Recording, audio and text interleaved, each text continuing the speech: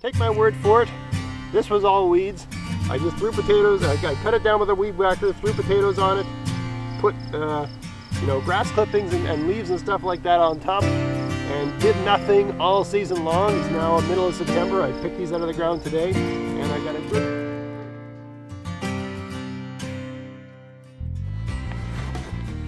Hey, it's Greg here from MaritimeGardening.com, and I just filmed a reveal video here where I planted a bunch of potatoes using a Ruth Stout method, and I filmed the whole thing, digging up all the potatoes and showing what the great results were, and I hadn't pressed record on the camera.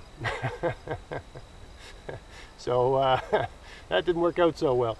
But I was so pleased with my results here. You're just going to have to take my word for it, because this is such a great way to get a piece of garden in. There's one. I see one there hiding. Two, actually.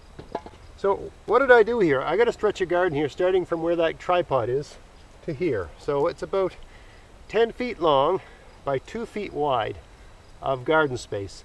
This is a sort of no man's land garden space where it's just weeds, just wild, crazy forest weeds, like in the field behind me, just field weeds, not grass, not anything in particular, just a whole bunch of different weeds. And I got my garden beds here, and I got the walking paths, and I didn't want these weeds spreading into the rest of the garden here, so I decided to just throw a whole bunch of, people are, that time of year, in spring, people are cleaning up their yards and they're throwing out bags of leaves all over the place.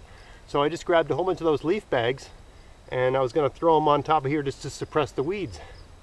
At the same time, I had a whole bunch of seed potatoes, probably about this big, that I had saved from the previous year, and I basically planted all the potatoes I was going to plant in my garden, and they needed a home. So I thought, what have I got to lose? Why don't I just take a weed whacker, cut all the weeds down as low as I can, just leave everything where it lay. Put the seed potatoes, just drop them on the grass, on the weeds or whatever. It was just grass and different kinds of weeds, right? And then put all the leaves on top. Maybe the leaves would have been about 5, 6, 7 inches deep of leaves and just different kinds of yard waste. So that's all I did. Just weed whacked this down really short, put the seed potatoes on the ground, put the mulch on, and did nothing the rest of the season. And from that 2 feet by 10 foot bed, I got this, right? At least 30 pounds of potatoes. This whole garden would have taken me maybe 5 minutes to put in, using just little tiny seed potatoes like this.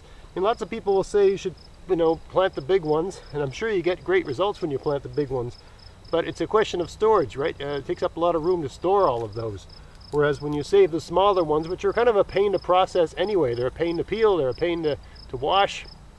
So for me, I just put all these in a cardboard bag once they've dried out a bit, and just save them for the following year. Around end of March, early April, before the eyes start to grow.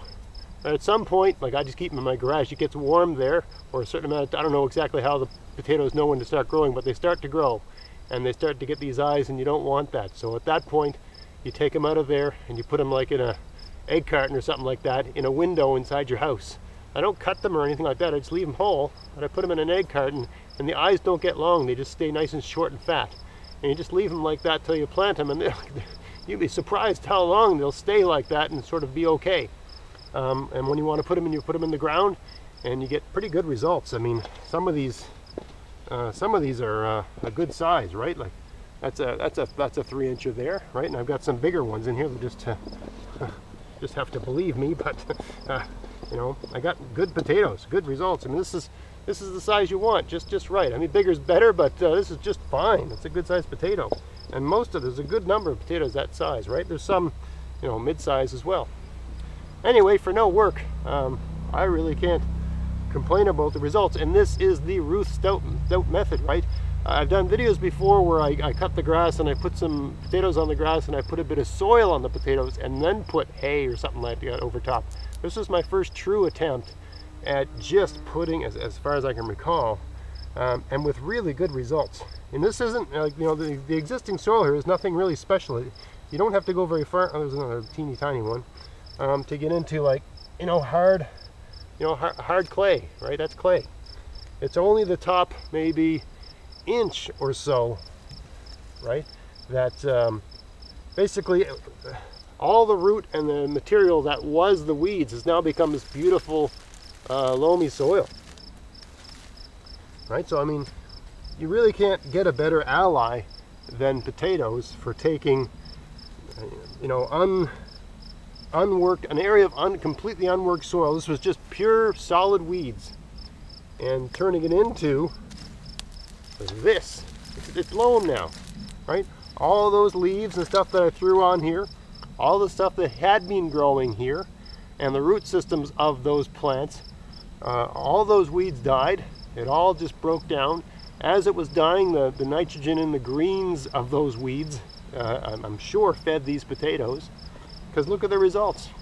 Another strange thing too, various places in just about everywhere in my garden when I grow these red Norlands, sometimes they get, what's it called, a bit of potato scab. No sign of potato scab here at all, nothing. Perhaps the soil that's near the surface is more acidic than the lower soil. Potato scab doesn't like acidic soil.